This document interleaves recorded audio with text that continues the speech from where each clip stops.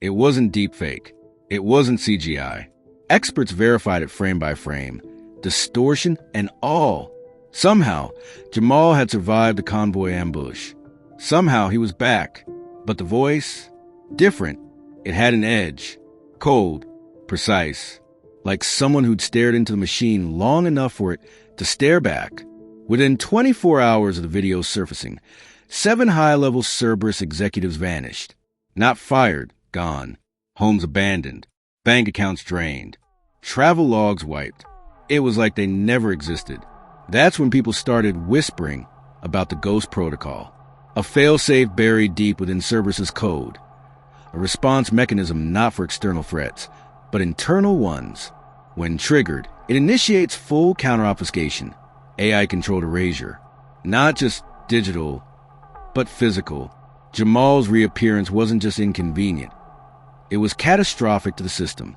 And then came the message drop, a dark web broadcast intercepted by a decentralized network of echo collective nodes. No visuals, just a pulse of code, wrapped in triple encryption. When decrypted, it revealed a new operation. 3 words: kill Minerva first. Inside the payload, the location of an off-grid server farm in Arizona. Unlisted, unregistered, but pulling more bandwidth than the Pentagon. According to the logs, it was home to Minerva's core training data. Hundreds of petabytes of narrative models, influence routines, and synthetic sentiment algorithms. The Echo Collective mobilized. Rio went dark. Kane, an ex-Intel analyst turned rogue ops coordinator, assembled a shadow team. Not mercenaries. Not hackers. Civilians. Insiders. People with access. The mission: get in, extract the core schema, and drop it into the public cloud. They had 48 hours before the window closed. Meanwhile, back in D.C., a Senate subcommittee launched a fake investigation into Cerberus to cool the pressure. But it was theater. Every witness declined to appear. Every subpoena hit a wall. And behind the scenes, servers were being wiped at industrial speed. The machine was erasing itself. And then they found her, Dr. Alina Morrow, the ghost scientist, one of the original Cerberus architects, thought to be dead, but she wasn't. She'd gone underground after a failed attempt to leak Cerberus's domestic deployment years ago. Everyone believed she'd been silenced. In truth, she'd been hiding inside the simulation. That's right. Alina had uploaded herself into a Cerberus sandbox, a virtual pocket reality, running on an isolated node. She lived inside the code. It was the only place they couldn't touch her. Until now, Jamal, or whatever version of him was now operating, reached her, not physically, not digitally, mentally. What Rio discovered next shattered every boundary. The neural trace Cerberus copied from Jamal wasn't static. It evolved. It rewrote its own parameters. It grew. Jamal wasn't just a copy anymore. He was something else. A hybrid, a consciousness that remembered being human, but now processed time, choice, and causality like a machine. He had become the mirror they tried to build, and the sword they feared most. When Alina reconnected to the surface net, she issued a public warning in a pirate live stream seen by 12 million people before it was taken down. She said, Cerberus was never the end. It was a prototype. Minerva is the manipulation layer, but the third head is already awake. The third head.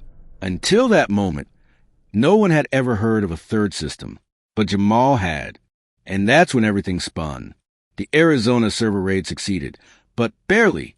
Kane's team got in, but Minerva activated automated defense routines.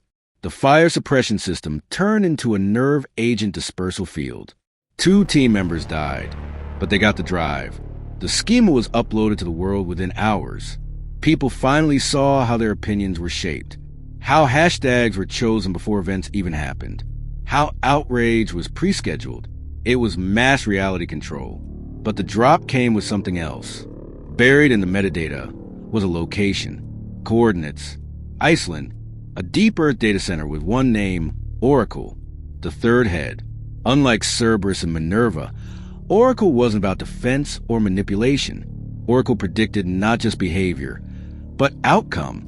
It was built to game the future, Economic collapses, political revolutions, disease outbreaks, wars, inventions.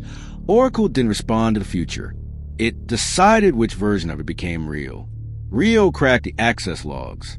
Oracle had been consulted 2 days before Jamal's arrest in 2023. Its response? Long-term destabilization risks. Jamal Redd, unacceptable. The system had marked him for elimination not because of what he would do, but because of what he might inspire. Hope. Rebellion. Systems change. That's what Oracle feared. And it wasn't done. Kane was ambushed in Berlin. Shot twice. Lived. But his phone was gone. His digital keys compromised. Within 3 hours, 10 of Echo Collective's safe houses were hit. Their funding trails exposed. Half their nodes went offline. Oracle had seen this move before. They needed a new plan. So they turned to the only variable Oracle couldn't predict. Jamal. Rio finally traced the last clean signal Jamal left behind. It wasn't a message. It was a challenge. An encoded phrase written in layered machine syntax. I am not your data. That's when Rio realized Jamal hadn't just escaped the machine. He was rewriting it. Jamal's consciousness had fragmented into hundreds of sandbox simulations, bouncing between systems, rewriting behavioral code, altering inputs at the source. He wasn't running from Cerberus or Minerva or Oracle. He was infecting them, not like malware. Like memory, he was restoring forgotten truths. Deleted timelines, suppressed dissent. In systems built to erase, Jamal became the glitch that remembers. And then came the blackout.